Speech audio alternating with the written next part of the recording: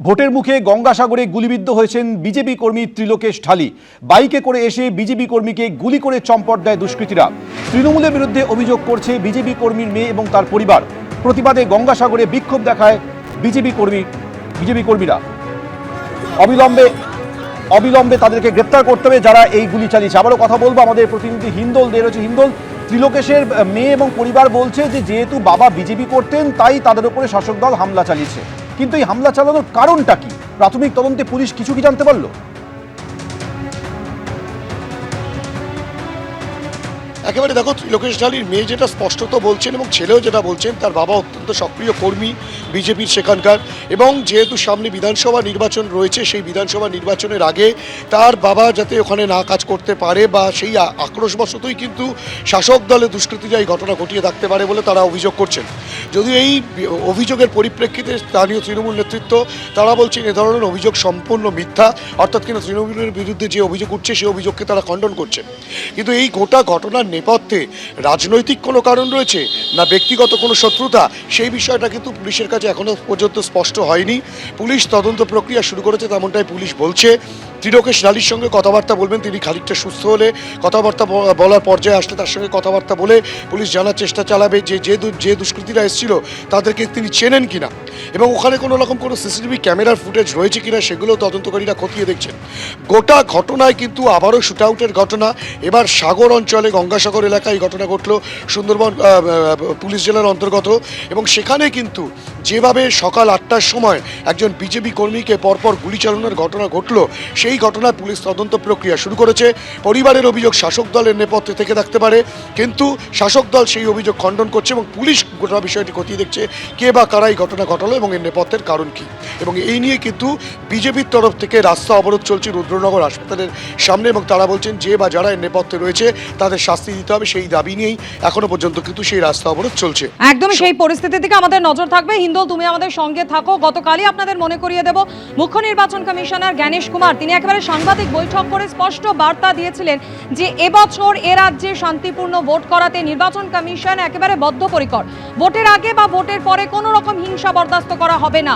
জ্ঞানেশ কুমারের সেই কড়া বার্তার 24 ঘন্টা যেতে না যেতেই ভোটের মুখে গঙ্গাসাগরে গুলিবিদ্ধ হলেন এক বিজেপি কর্মী ত্রিলোকেশ ঢালি। তাকে লক্ষ্য করে গুলি করে দুষ্কৃতী, এবং পরিবারের অভিযোগ তৃণমূল আশ্রিত দুষ্কৃতীরাই এই ঘটনা ঘটিয়েছে।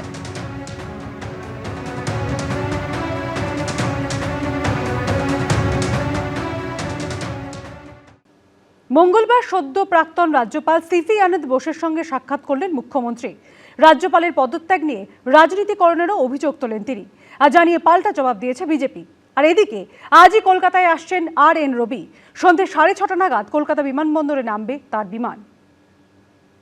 তার প্রতি যে অবিচার হয়েছে, অন্যায়, আমি এটা এখনো মনে করি রাজনৈতিক উদ্দেশ্য প্রণোদিত। বিধানসভা ভোটের ঠিক আগে পশ্চিমবঙ্গে রাজ্যপাল বদল ঘিরে তোলপাড় পড়ে গেছে।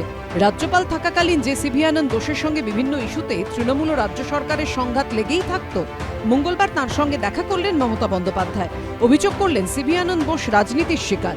তার প্রতি যে অবিচার হয়েছে, অন্যায়, 5 ইয়ার্স টার্ম থাকা সত্ত্বেও 1.5 বছর আগে ইলেকশনের আগে যেভাবে সরিয়ে দেওয়া হয়েছে, আমি এটা এখনো মনে করি রাজনৈতিক উদ্দেশ্য প্রণোদিত। যে প্রাক্তন রাজ্যপালকে তিনি এতদিন তুচ্ছ-তাচ্ছিল্য করেছেন, এখন হঠাৎ তার প্রতি ভালোবাসা উতলে পড়ছে। আমি শুধু এইটুকুই বলবো যে কেউ কারোর সাথে সাক্ষাৎ করতেই পারে, সেটা তার নিজস্ব ব্যাপার। তাতে রাজ্যে তৃণমূল কংগ্রেসের সরকারের যে পতন, সেই পতনকে আটকাতে সক্ষম হবে না বর্তমান মুখ্যমন্ত্রী, তিনিও প্রাক্তন হতে চলেছেন। রাজ্যপাল পদ থেকে ইস্তফার পর রবিবার কলকাতায় আসেন সিভি আনন্দ বোস। সূত্রের খবর, সেই থেকে আলিপুরে রাজ্য সরকারের অতিথিশালায় আছেন তিনি। মঙ্গলবার সেখানেই রাজ্যপালের সঙ্গে দেখা করলেন মুখ্যমন্ত্রী। সূত্রের খবর, সিভি আনন্দ বোসের সঙ্গে তিনি 20-25 মিনিট বৈঠক করেন। উনি হোটেলে থাকতে চেয়েছিলেন, তখন আমি বললাম যে আপনি হোটেলে কেন থাকবেন, এখনো তো নতুন রাজ্যপাল শপথ নেননি, উনি এখনো রাজ্যপালে আছেন, সুতরাং আমাদের অতিথি হিসেবে আপনি প্লিজ থাকুন এখানে।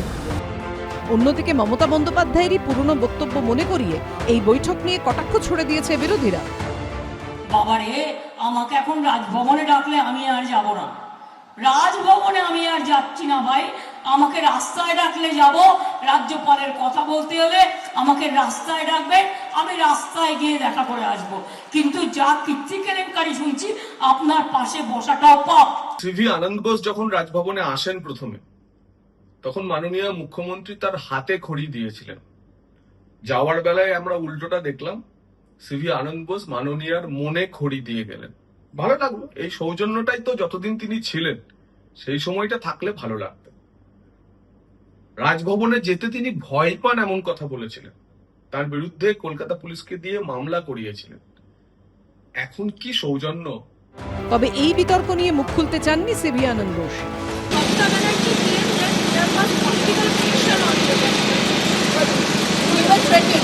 I heard you. What's your reaction to that? There is no action, there is no reaction. সূত্রের খবর, বুধবার কলকাতায় আসবেন পশ্চিমবঙ্গের নতুন রাজ্যপাল রবীন্দ্র নারায়ণ রবি। সন্ধ্যে 6:30 নাগাদ কলকাতা বিমানবন্দরে নামবে তাঁর বিমান। বৃহস্পতিবার শপথ গ্রহণ করবেন তিনি। সত্যজিৎ বৈদ্য, রুমা পাল, এবিপি আনন্দ। বিজেপির পরিবর্তন যাত্রা শেষ দিনেও ছড়ালো উত্তেজনা। মঙ্গলবার বরানগরে দেশবন্ধু রোড দিয়ে পরিবর্তন যাত্রা সমর্থনে ট্যাবলো বের করেন স্থানীয় বিজেপি নেতাকর্মীরা। বিজেপির অভিযোগ, বরানগর 10 নম্বর ওয়ার্ডের উপর দিয়ে তাদের ট্যাবলো যাওয়ার সময় হামলা চালায় তৃণমূল। পাল্টা ছবি দেখিয়ে তৃণমূলের দাবি, হামলা চালিয়েছে বিজেপি।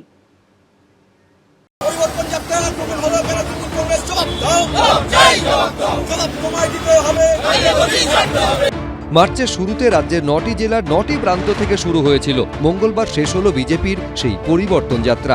আর শেষ বেলাতেও বিজেপির পরিবর্তন যাত্রা ঘিরে ছড়ালো উত্তেজনা। মঙ্গলবার বরানগরে দেশবন্ধু রোড দিয়ে পরিবর্তন যাত্রা সমর্থনে ট্যাবলো বের করেন স্থানীয় বিজেপির নেতাকর্মীরা। বিজেপির অভিযোগ, বরানগর 10 নম্বর ওয়ার্ডের ওপর দিয়ে তাদের ট্যাবলো যাওয়ার সময় হামলা চালায় তৃণমূল, ছিঁড়ে দেয় ফ্লেক্স। আমরা এই মুহূর্তে বরানগর থানার সামনে রয়েছি। বিজেপির পরিবর্তন যাত্রা দেশবন্ধু রোডে চলছিল, সেখানেই তাদের যে পরিবর্তন যাত্রার গাড়ি সেটা ভাঙচুরের অভিযোগ বিজেপি কর্মীরা করছেন। সেই যাত্রা যখন 10 নম্বর ওয়ার্ডে হরিজন বস্তির কাছে পৌঁছয়, অসীম হালদার এবং জয়ন্তী খা এই দুজন এই পরিবর্তন যাত্রার গাড়ির ওপর হামলা করে, ভাঙচুর চালায়। তাদের দুজনকে রাস্তায় ফেলে মারধর করা হয়েছে। অসীম হালদার তৃণমূলের অনুপ্রাণিত একটা দুষ্কৃতী। পাল্টা ছবি দেখিয়ে তৃণমূলের দাবি, হামলা চালিয়েছে বিজেপি। উস্কানি ছাড়া, প্ররোচনা ছাড়া আমাদের স্থানীয় ওখানে কিছু ছেলে ছিল, আমাদের মনোভাবাপন্ন, এবং আমাদের তৃণমূল ছাত্র পরিষদও করে। তাকে হঠাৎ করে টার্গেট করে অন্তত মিছিলের 50-60 জন লোক মিলে তাকে অ্যাটাক করে, তাকে মারে, এবং মিছিলে লাঠি সোটা নিয়ে, ইট টিট নিয়ে তাকে মারে, বিভৎসভাবে মারে। সেই মুহূর্তে বরানগর স্টেট জেনারেল হসপিটালে কেউ যদি নিজের ট্যাবলো নিজে ভেঙে তারপর ছবি তোলে, টেনে হিচড়ে না মারলে এই জিনিস হয় না। ঘটনায় দুপক্ষই বরানগর থানায় অভিযোগ দায়ের করেছে। ময়ূখ ঠাকুর চক্রবর্তী, এবিপি আনন্দ। এবিপি আনন্দ, এগিয়ে থাকে, এগিয়ে রাখে।